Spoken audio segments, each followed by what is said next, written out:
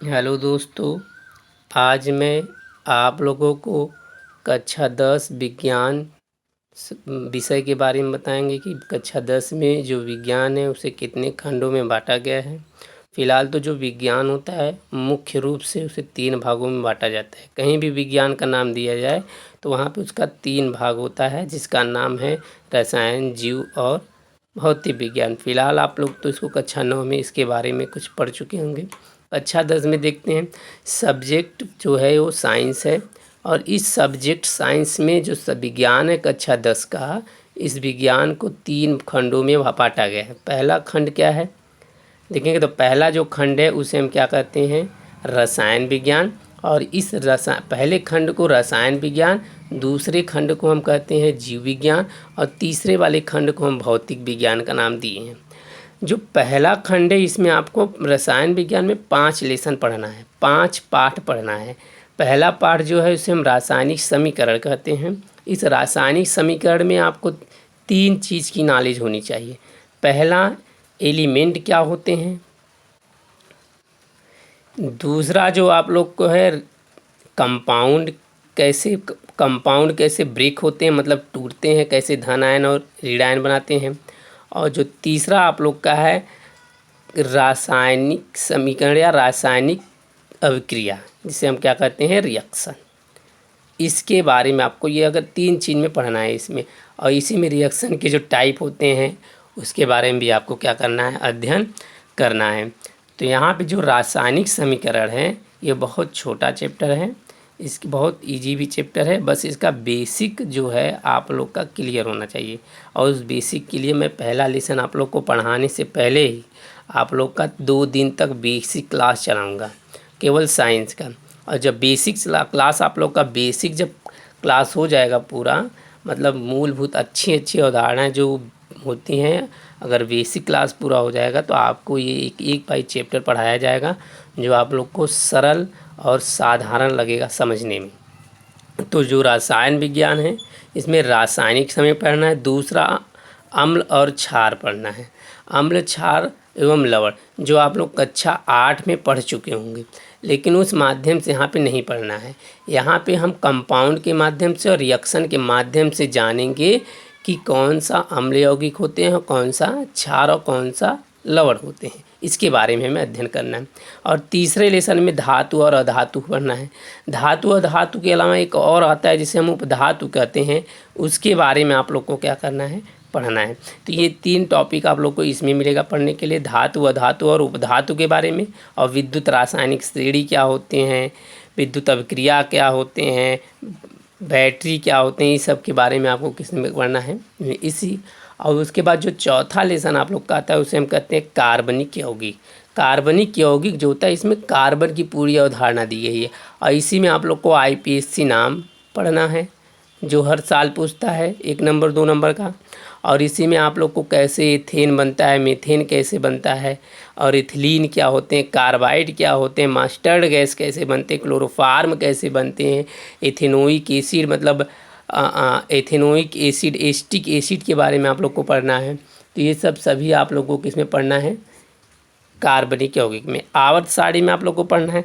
आवर्त सारणी जो है इसमें आप लोगों को पढ़ना है कि आवर्त सारणी में कैसे आवर्त का निर्माण हुआ, मेंडलीफ ने कैसे आवर्त सारणी बनाया, क्या कारण था आवर्त सारणी बनाने के लिए, क्या आवर्त सारणी नहीं बने होते तो तत्व और नहीं मिलते हैं।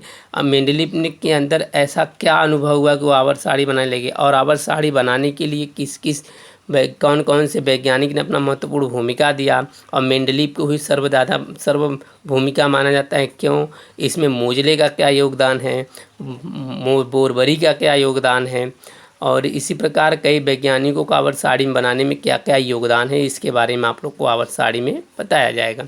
और उसके बाद आप लोग को खंड ख में पढ़ना है। खंड ख जो है इसमें आपको जीव विज्ञान पढ़ना है। जीव विज्ञान में पहला आप लोग को जो पढ़ना है जैव प्रक्रम के बारे में। किसके बारे में, जैव प्रक्रम के बारे में पढ़ना है। तो जैव प्रक्रम में जो जीव होते हैं हमारे आसपास के जीव, जीव का मतलब होता है जंतु और वनस्पति, मतलब पेड़ पौधे और जानवर, ये सब जंतु भी जो रेंगते उंगते हैं, हम लोग भी जंतु में आते हैं। तो ये जो दूसरे खंड में पढ़ना है जैव प्रक्रम जीव विज्ञान में पहला लेसन है ये।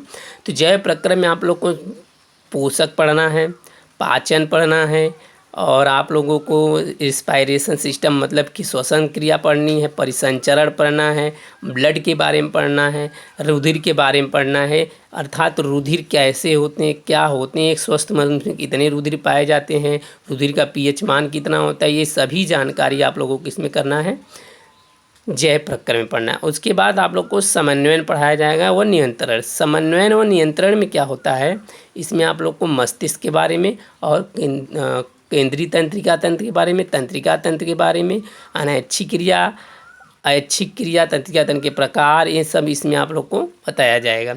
उसके बाद आप लोगों को पढ़ना है किसके में, पौधों व जंतुओं में जनन, मतलब पौधे व जंतु किस प्रकार जनन करते हैं और कैसे अपने अगली पीढ़ी को जन्म मतलब पीढ़ी दर पीढ़ी बढ़ाते रहते हैं, ये जनन की क्रिया द्वारा कैसे करते हैं। पौधों में जनन क्रिया कैसे होती है, जंतुओं में जनन क्रिया कैसे होती है, इसके बारे में आप लोग को पढ़ाया जाएगा, पौधों व जंतुओं में जनन, जो कि आप लोग का 8वां लेसन है पूरे विज्ञान का और जीव विज्ञान का 3रा लेसन है।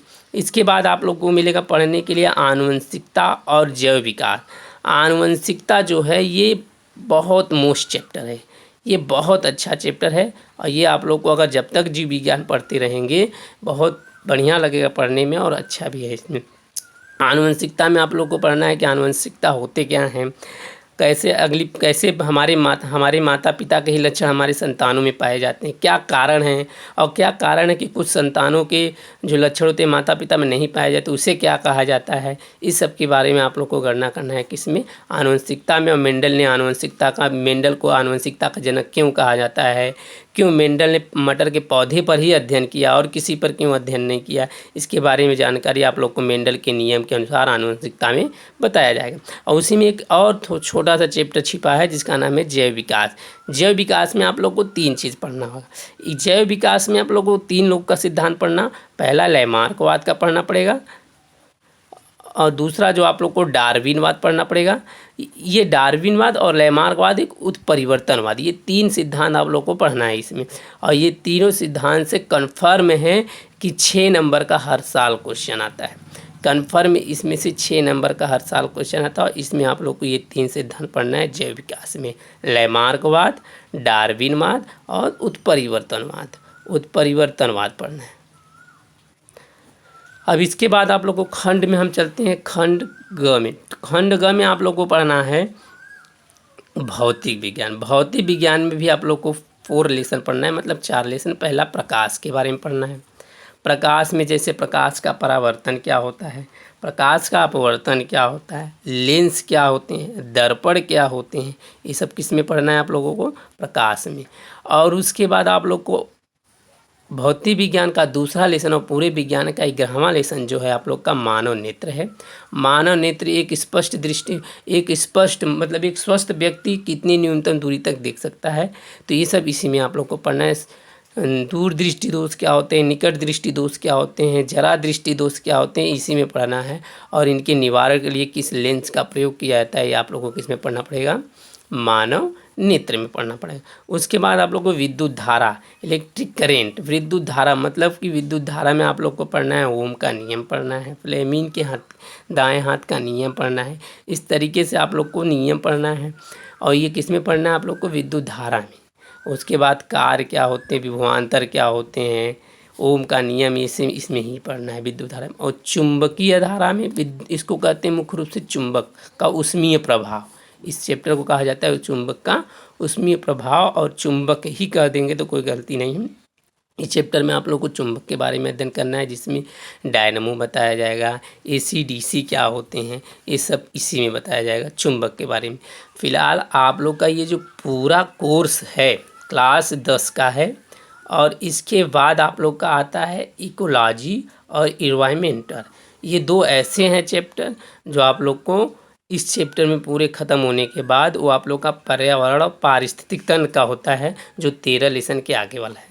उसको मैं जब ये पूरी ख़त्म हो जाएगी तो मैं उसे आप लोग को सरलता से पढ़ा दूँगा। आप लोग के पास समय बहुत कम है, बस यही कहूँगा आप लोगों से कि फ़िलहाल आप लोग रोज़ क्लास लीजिएगा और आज मैं देखिए, आज मैं ये पूरे चैप्टर के बारे में आप लोग का एक रूप से डेमो दे दिया हूँ, सिंबल दे दिया हूँ, प्रतीक बता दिया हूँ कि कितने चैप्टर हैं, कितने खंड में इसको डिवाइड किया गया है और पूरे खंड में कितने कितने चैप्टर हैं और इस पूरे खंड में क्या क्या चैप्टर में आप लोग को पढ़ना है, इसके बारे में आपको जानकारी दे दिया हूँ।